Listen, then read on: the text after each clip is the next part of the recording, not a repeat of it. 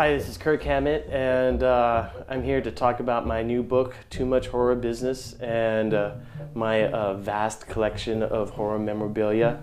We're here at my crypt with a bunch of my favorite stuff all around us. I'm here to go into all the gory details that went into creating this book and putting it all together.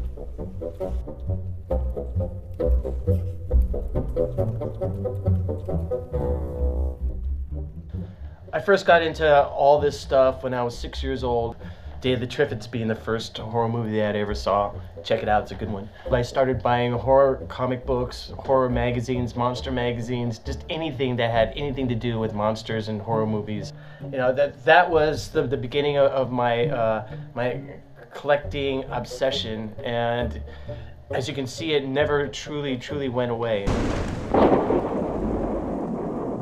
On television back then, there were these TV shows that had these horror hosts here in the San Francisco Bay Area.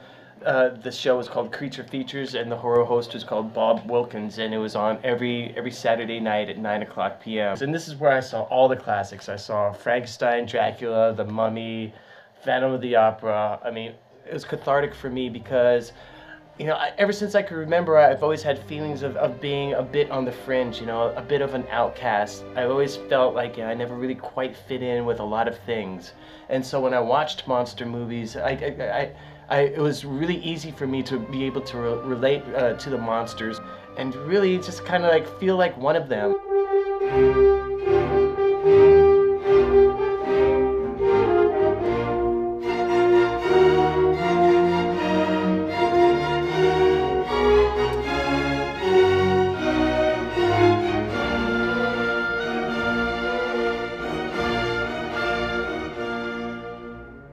Making this book took me the better part of 3 years. As I was putting all this together, I was scrambling and making notes and drawing all over everything and making illustrations of how I wanted things to go here and there.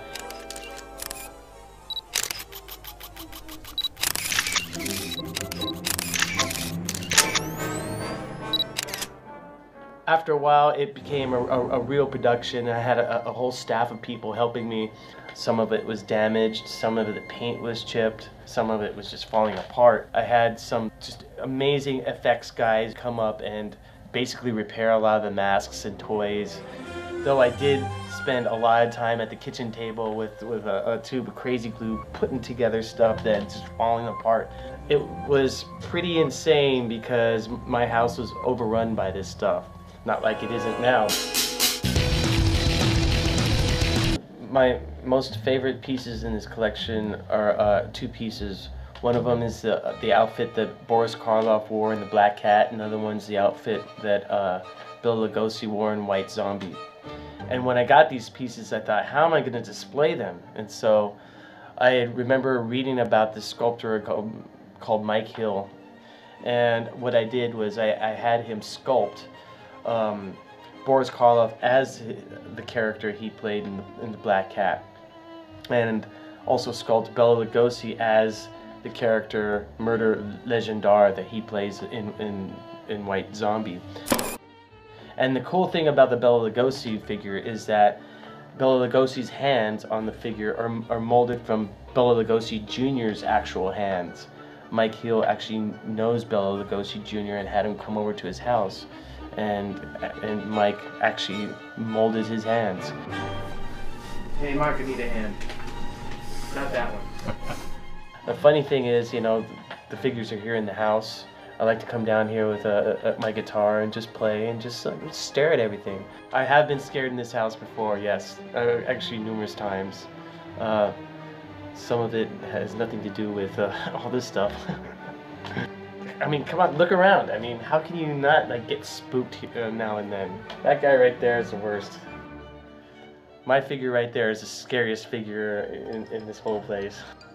Nosferatu's pretty scary too. I mean, especially after I've had a long night. I come back here and come downstairs.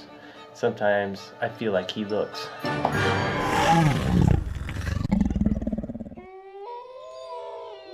horror movies that are both scary and funny at the same time are some of my favorite types of horror movies. And so that's kind of how the idea of Kirk von Hammett came around. And that's my alter ego, that's my other personality. If there's like, you know, a movie poster or a piece of artwork or something that I actually wanted to be or tried to be, it would have to be that painting of Lon Chaney Sr. in a movie called London After Midnight.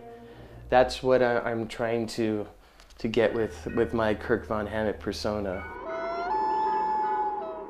It's really important for me to really just come across as being a part of the collection rather than the collection just being in a book.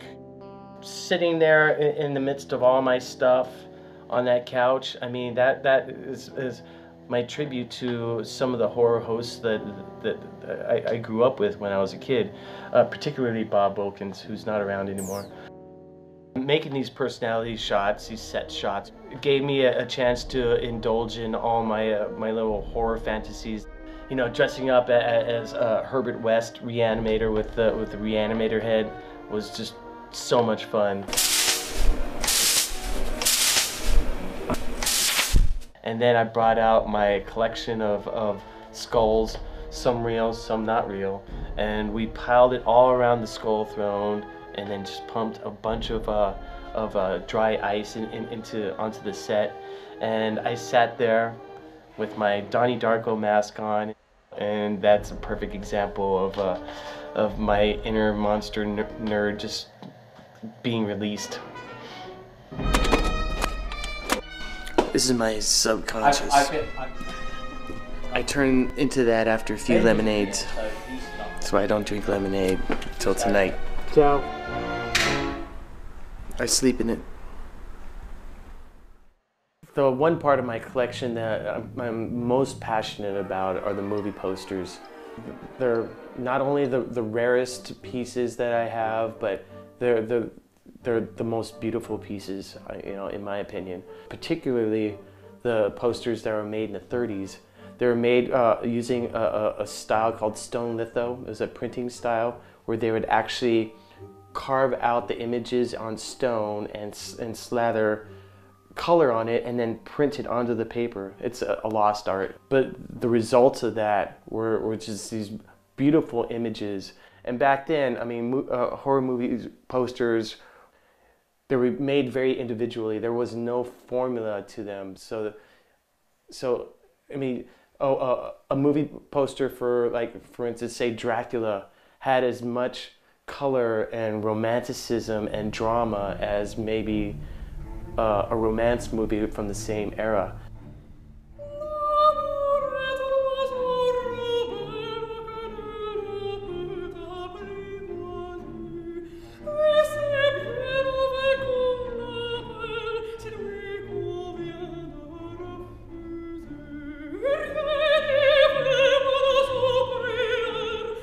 Another thing that I was very adamant about was taking a picture with my mummy guitar on next to my Mummy 3 sheet, which is like over 6 feet tall. Particularly because I wanted to give people some sort of perspective of scale on how big that poster actually is.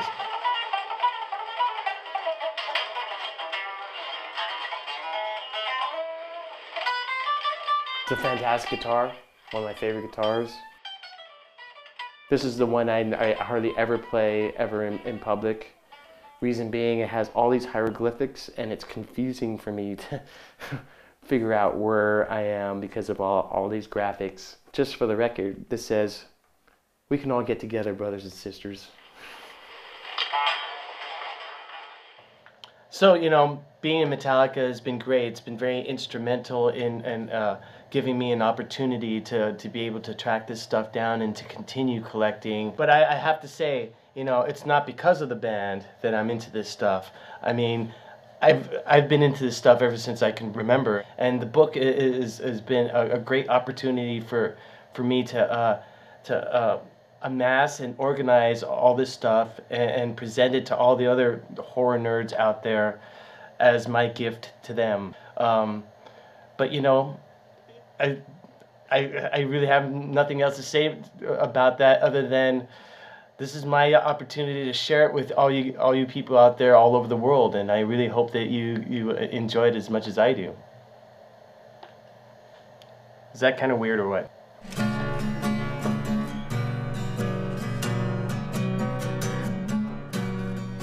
I don't know what it is, what the hold this stuff has on me, but you know, I feel such a deep emotional attachment, and I have such a sentimental connection with all this stuff. I mean, it simultaneously comforts me, it inspires me, it grounds me. I mean, as much energy as I put into all this stuff, the energy comes back out of it toward me, and it moves me. And you know, sometimes I think, am I collecting this stuff, or is this stuff collecting me?